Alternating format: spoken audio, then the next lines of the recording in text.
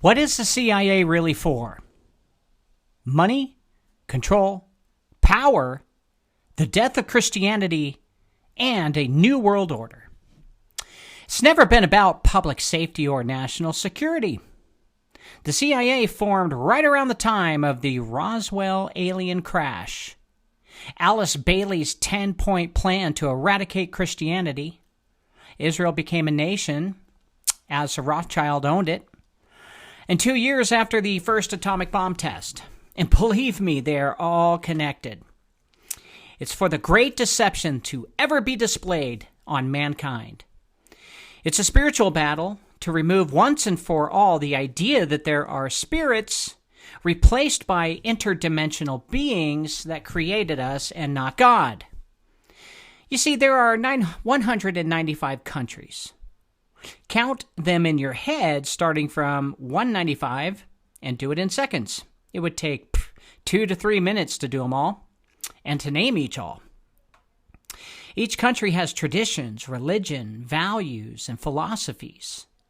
In order to form a new world order, all of these countries must forsake their own country. This takes money, intelligence, control, design, and manipulation. The CIA sends operatives into countries to stir up a revolution. They recruit and form two sides against each other.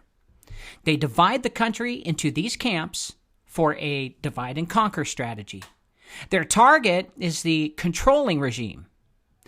The people, with the help of the CIA plants, pinned two causes against each other and are steered towards civil war. This is where the government starts to lose control of the calculated chaos. Standing by is a businessman or government employee, a local, that has been training for years to fulfill that role. A mole, backed by American dollars, forms a campaign to run for president or prime minister. They have cue cards and speak the words through brainwashing, using the paid-off media to repeat the trigger word sensors of the population's brain. Rinse, lather, repeat.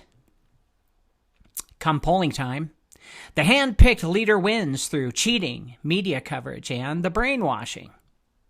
It costs money to set up such a scheme, too. Millions, if not billions. But here's the payback. The installed puppet leader gets a loan from the International Monetary Fund to rebuild from the civil war that the CIA caused. The country is barely holding it together financially. The loan comes with stipulations, however. If the country defaults by a few months of not paying the interest, the IMF can start taking over utility departments and energy companies. They got to pay off that loan. It looks benign, as the IMF says it's just taking a cut from energy companies to pay the loan. But it gets dicey as the dictator that's installed starts making poor decisions with the country's finances. Rinse, lather, repeat. Soon, the IMF has 100% complete control over the country and all of its resources, as the debt incurred from the high-interest loan will never be paid off. The dictator, the one that was installed, negotiates with the United Nations to what to do and what to say. The UN isn't a good organization anymore, if you catch my drift. Its job is to get every country on its payroll using the CIA and the IMF. Of course, the MI6 and the Mossad too, I get it. They all are buddies. It's nothing more than a new world order mafia. Now, the cover for the reason the CIA was created is as follows. Oh, and this is nice. The National Security Act of 1947 established the CIA as an independent civilian intelligence agency within the executive branch.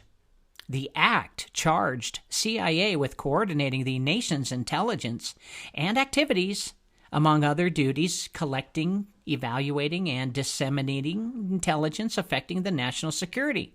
Oh, our national security, huh? The cover was the growing tensions of the Cold War following World War II.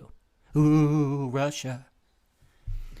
You see, they answer to no one, just the National Intelligence Director. They never appear before hearings or court for any of their actions. Just the director, and their answers are as plain as, I can't recall. Of course, the entire outfit is compartmentalized. No one understands who reports to who and just does as they are told. Recruits are filled with the greater good and the idea of saving the world when in reality are just helping the bloodline families retrieve their goal of a new world order. It's not easy to take over a country. You got to give them credit. The installed plant isn't hidden, and many of the country's people understand what is going on with the planted president or prime minister. You see, the people know, and so do the government and their own military. They have to figure out a way either legally or not to remove them. This is why you see many countries in the news being taken over by their military. Most likely, they just removed the CIA plant and took their country back. That's really what's going on. But by then, it's almost too late, as the loan to the IMF comes backed by the UN peacekeeping military and the power of the UN to tell other countries and businesses not to work with them by withholding IMF loans. Aren't they nice? Russia came close to a CIA takeover, or at least it appears that way after the Cold War. They removed the communist regime and replaced it with capitalism in 1991, selling resources like gas and oil. And in 2005, they paid off the IMF completely and then banned any family bloodlines from entering their country. Go look it up. Ever since, the CIA has been cutting pipelines, killing competitor negotiations, and stealing their cargo using proxies, or what I like to call paid pirates. Putin is a patriot to his country, and although a billionaire himself, will defend their rights to free trade and to be their own sovereign nation. According to the New York Post, who isn't biased at all, quote, Putin has accumulated his wealth by running a mafia-like enterprise where he grants protection or krisha, literally a roof, to the oligarchs to occupy every major Russian enterprise in key industries, such as oil and gas. He keeps the newly minted capitalists in power, and they give him ransom money in exchange, unquote. Not saying that Putin's a great guy, but they hate him. Now, this is true, but it's written to demonize him as a mafia boss. He protects the energy companies from the CIA, and he's kept all of the CIA bribes over the years. Yes, that's right. He fooled them. The CIA bribed him many times to yield, and he asked for the funds, which they wired, and lost many times. Billions. That's how he really got rich. And why not keep the money? I would. Putin himself was a KGB agent and understands the spy game and the lengths the CIA will go to in order to destroy Russia, either from within or by NATO. The CIA is hard at work planting false flags, recruiting Russian spies and business leaders, and trying every trick they can to stop Russia from competing against big oil. The Green New Deal is all about bankrupting Russia, because that's its only money resource, and hopes to infiltrate and finally have their world domination. Russia is the last country that's not on the mafia payroll. The Green New Deal is the waiting game. Ukraine is just a sleight of hand over here, a trick, basically, that the bloodlines siphon money from the American people to pay for their losses of towing the Green New Deal by waiting out Putin.